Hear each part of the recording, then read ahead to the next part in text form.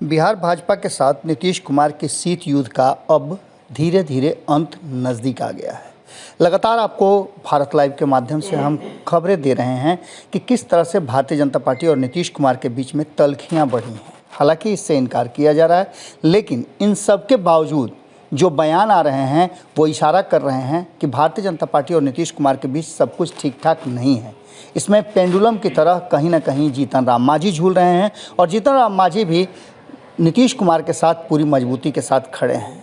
जो स्थितियां हैं उसने आप देख सकते हैं सीधी तौर पे किस तरह के बयान आ रहे हैं। बयानों में आपने देखा कि अग्निवीर को लेकर के जिस तरह से भारतीय जनता पार्टी को चरतरफा घेरने की कोशिश की गई और लगभग भारतीय जनता पार्टी को इस जगह पर ला करके चेकमेट करने की कोशिश की गई कि भारतीय जनता पार्टी अपने इस स्कीम को वापस कर ले। लेकिन भारतीय जनता पार्टी चाहे केंद्र में हो या फिर राज्य का विंग हो, सारा पूरी तरह से इसको ठीक और उचित बताने में लगा हुआ है। लेकिन जिस तरह से विपक्ष के साथ जनता दल यूनाइटेड खड़ी हो गई है, नीतीश कुमार इन सारे मुद्दों पर बिल्कुल चुप्पी साधे हुए हैं और बिहार में जो कुछ भी हो रहा है, जिस तरह से भारतीय जनता पार्टी के कार्यालय हों या फिर नेता हों उन पर हमला हो रहा है, उसे लेकर के संजय जायसवाल बाहर आए। हालांकि कई नेताओं ने जो भारतीय जनता पार्टी के हैं उन्होंने इस पर बयान दिया, कई बयान नहीं देना चाहते हैं, लेकिन इस स्कीम को लेकर के जो बवाल मचा है उसमें नीतीश कुमार भी कटघरे में खड़े हुए हैं, क्योंकि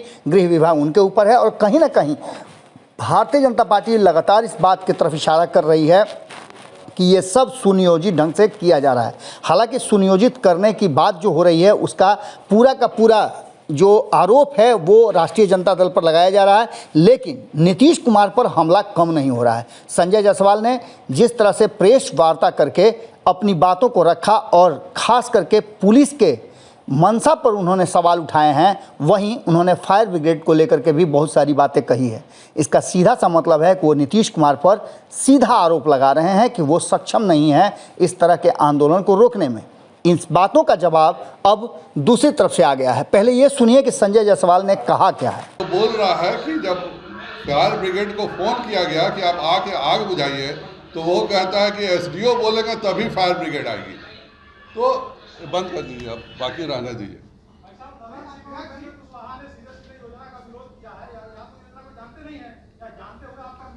देखिए, विरोध करने का हक किसी को भी है, विरोध करने में कोई बुराई नहीं है। हम सब अलग अलग दल के हैं, लेकिन इस तरह से प्रशासन के द्वारा व्यक्तियों को टारगेट करना, प्रशासन के द्वारा एक खास पार्टी के दफ्तरों को जलाने करना और 300 मधेपुरा में जो हुआ है 300 पुलिस दर्शक बन करके बैठी हुई है, क्या पुलिस पे कार्रवाई हो रही है? तो ये हम लोग शासन के हिस्सा हैं और इस तरह से जो कहीं हिंदुस्तान में नहीं हो रहा वह बिहार में हो रहा है, यह बहुत गलत है। और भारतीय जनता पार्टी के अध्यक्ष के तौर पर मैं बिल्कुल इसका विरोध करता हूं और इस तरह की घटनाएं हर हालत में अगर नहीं रोकी गई तो ये किसी के लिए भी अच्छा नहीं होगा। जैसा कि आपने संजय जायसवाल की बातों को सुन लिया, अब आपको ये बताते हैं कि संजय जायसवाल के इस बयान के बाद किस तरह से ललन सिंह ने रिएक्ट किया। और ललन सिंह ने पूरी तरह से संजय जायसवाल को ऑफर दे दिया कि आपको जो करना है, जैसे करना है आप करें, यदि आपको लगता है तो आप डीजीपी के पास जाएं। और यही बात बिल्कुल इसी अंदाज में जो कि ललन सिंह बोल रहे हैं, उसके बाद उपेंद्र कुशवाहा ने भी बोला।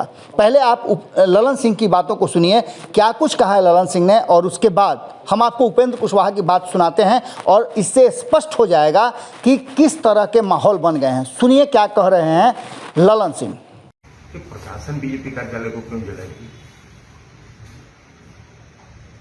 केंद्र सरकार ने एक निर्णय लिया, अग्निपथ योजना। अब उस निर्णय के बाद से बिहार ही नहीं, अन्य प्रदेश के जो छात्र और नौजवान हैं उनके मन में अपने भविष्य के प्रति आशंका पैदा हो और उस आशंका का तत्क्षण प्रतिक्रिया उन लोगों ने व्यक्त किया, सड़क पर आए। ये अलग बात है कि किसी भी समस्या का निदान हिंसा के रास्ते नहीं हो सकता है। हिंसा का स्थान समाज में नहीं है।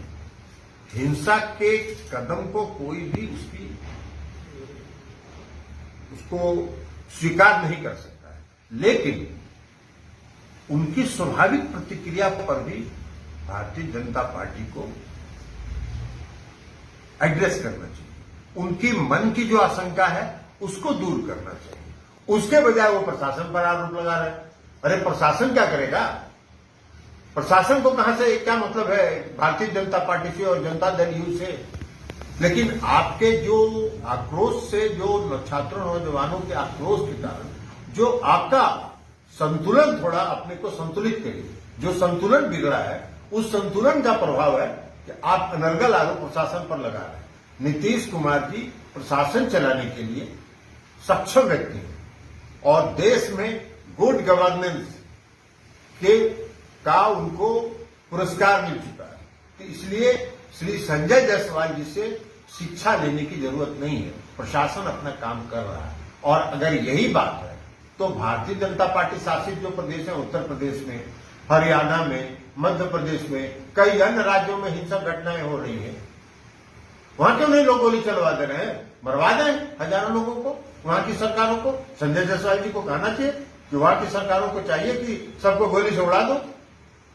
तो इस तरह की प्रतिक्रिया जो है वो दर्शाता है कि वो संतुलित नहीं। ललन सिंह की बातों को सुनने से आपको पूरा अंदाजा हो गया होगा कि इस पूरे माहौल में क्या कुछ जदयू के भीतर चल रहा है। अब इसके बाद ललन सिंह की बातों का समर्थन करते हुए उपेंद्र कुशवाहा ने संजय जायसवाल सहित भारतीय जनता पार्टी के पूरे इस प्रक्रिया को और उनके बयानों को शून्य बताते हुए साफ तौर पे उसे गलत बताया है और कहा है कि इस तरह के आंदोलन जिसका कि जवाब मांगना पड़े, ऐसा स्कीम जिसके लिए सरकार को घेरने की कोशिश की जाए और हमारा इसमें कोई रोल नहीं है। उन्होंने अपने आप को और जदयू को सीधी तरह से बचाते हुए कहा है कि ये पूरा का पूरा रणनीति और योजना स्कीम भारतीय जनता पार्टी की है और निश्चित रूप से यह आक्रोश भारतीय जनता पार्टी के लिए है। हम जितना चाहे उतना कर सकते हैं। और इन सारी बातों को लेकर के आपने देखा होगा कि भारतीय जनता पार्टी और जदयू के बीच में जो कुछ भी चल रहा है उसमें कहीं ना कहीं तेजस्वी यादव और उनकी टीम पूरी तरह से चुप्पी साधे हुए, कोई बयान नहीं आ रहा है। क्या इसका मतलब निकाला जाए कि भारतीय जनता पार्टी को नीतीश कुमार एक बार फिर से ऑफर दे करके ये जताना चाहते हैं कि वो अगर सक्षम है तो आगे इस चीज़ को, कार्रवाई को करके और दिखाए। हालांकि ये थोड़ा मुश्किल लगता है क्योंकि नीतीश कुमार इतना जल्दी सत्ता और कुर्सी छोड़ नहीं पाएंगे। अब अगर इससे ज़्यादा भारतीय जनता पार्टी कुछ एग्रेसिव होती है तो निश्चित रूप से नीतीश कुमार के पास विकल्प खुला रहेगा। उपेंद्र कुशवाहा के बयान में बहुत ऐसी बातें हैं जिसको सुन करके आप अंदाज़ा लगा सकते हैं कि क्या कुछ होने वाला है बहुत जल्द। अगर ये वीडियो पसंद आई और वह बिहार के राजनीति और बिहारियत से सरोकार रखेनी तो सब्सक्राइब बटन दबा के चैनल के सब्सक्राइब कर ली। ओजे एगो घंटी बा, ओकरा बटन दबा देला से कुल सटीक और मारक खबर रुआ मुफ्त में मिल जाई। अगर रुआ पत्रकारिता के हमनी के नया प्रयोग में सहयोग कर चाहतानी तो ज्वाइन बटन दबा दी। पेटीएम नंबर नोट कर ली 9386816700। धन्यवाद।